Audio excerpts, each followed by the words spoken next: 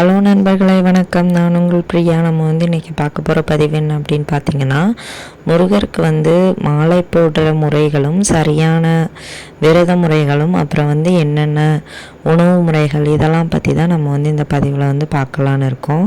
அதுக்கு முன்னாடி நம்மளோட சேனலை நீங்கள் இன்னும் சப்ஸ்கிரைப் பண்ணாமல் பார்த்துட்டு இருந்தீங்க அப்படின்னா மறக்காமல் சப்ஸ்கிரைப் பண்ணிக்கோங்க. நீங்கள் இந்த பதிவை பார்க்கக்கூடிய முருக பக்தர்களாக இருந்தீங்க அப்படின்னா மறக்காமல் ஓம் சரவண பவான்னு சொல்லிவிட்டு நம்மளோட கமெண்ட் பாக்ஸில் ஒரு கமெண்ட் போஸ்ட் பண்ணுங்கள். நம்மளோட தமிழ் கடவுளாகிய முருகரை யாருக்குங்க பிடிக்காது? இப்போ இருக்கிற இந்த கலியுகத்தில் நிறைய பேர் முருக கடவுளுக்கு பக்தர்களாக மாறிட்டு வரதை நம்மளாலேயே கண்கூடாக பார்க்க முடியுது.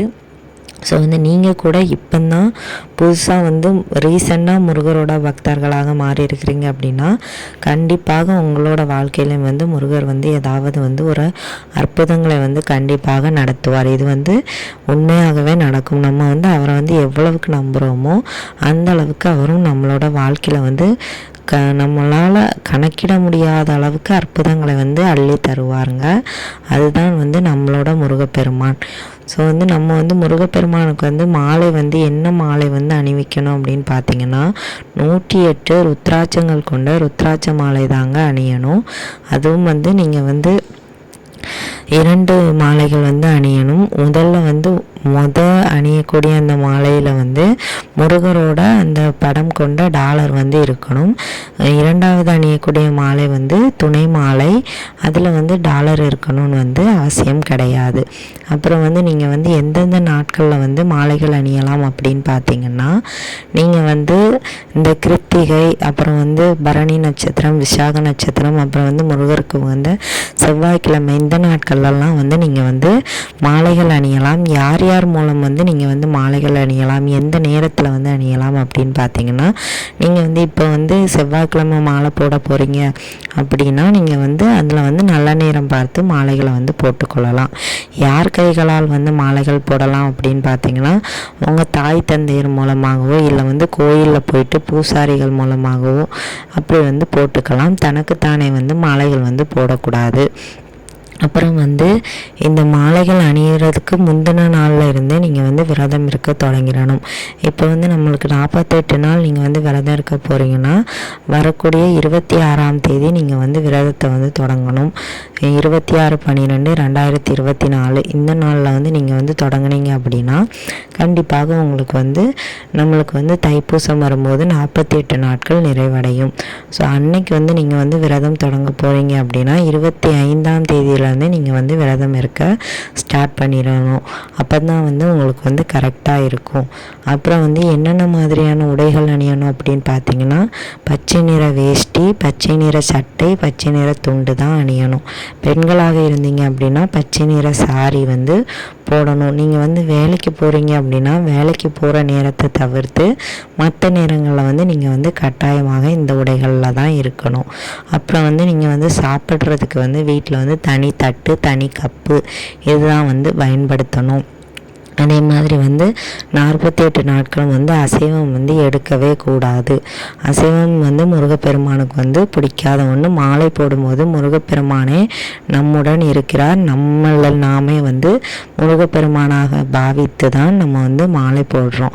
ஸோ அதனால் கண்டிப்பாக நீங்கள் அசைவம் எடுக்கவே கூடாது. உங்களுக்கு என்ன வேண்டுதல் இருக்கோ ஏதாவது ஒரு வேண்டுதலை மனப்பூர்வமாக நினைச்சிட்டு நீங்கள் விரதத்தை தொடங்க வேண்டும். அந்த விரதம் தொடங்கும் முன்பு உங்களோட வேண்டுதல், உங்களோட கோரிக்கைகளை முருகப்பெருமானுக்கு தெளிவாக சொல்லிட்டு நீங்கள் உங்களோட விரதத்தை தொடங்கலாம்.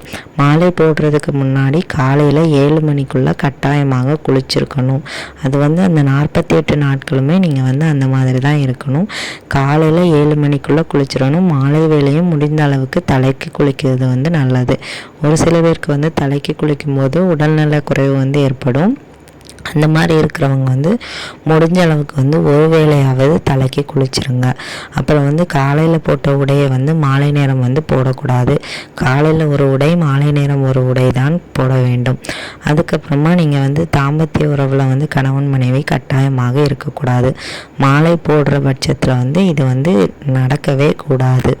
அதுக்கப்புறமா நீங்கள் வந்து மாலை போட்ட வீட்டில் இருக்கிறீங்க, பெண்களுக்கு வந்து மாதவிடாய் அப்படின்னா அவங்களுக்கு வந்து அவங்க வந்து உங்களுக்கு வந்து எந்த விதமான பணிவிடைகளும் வந்து செய்யக்கூடாது.